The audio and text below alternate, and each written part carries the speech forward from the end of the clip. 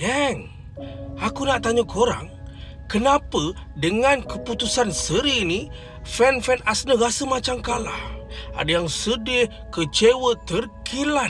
Adakah sebab sebelum game lagi dorang dah predik macam-macam? Ada yang kata Arsenal menang 3-0, 4-0, 3-1, penyudahannya seri. Adakah dorang kecewa sebab tak dapat balas dendam atas kekalahan tempoh hari di Anfield? Alah, yang free kick Szoboszlai yang cantik tu.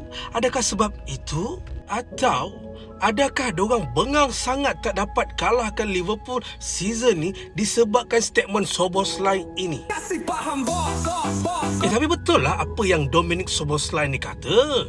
Kita bukan bermain dengan juara, kita bukan lawan dengan juara, tetapi korang yang berlawan dengan sang juara. Nasib baik Liverpool dah champion.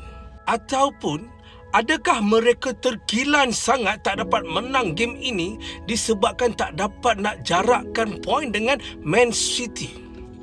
Engkau faham-faham je lah, kalau Man City yang kejar, dia punya pergi lain macam, Mat.